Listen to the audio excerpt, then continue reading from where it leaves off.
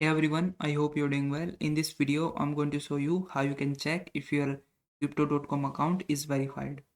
So first step is open up your crypto.com app and then you have to click on this three-line menu at the top of your screen. Then this navigation menu will open up. From here, you have to scroll down and then click on this settings option, and then you will be able to see your profile and settings page. From here, you have to click on this accounts option. So on the screen, if you see the message verification pending, it means that your application is under the review.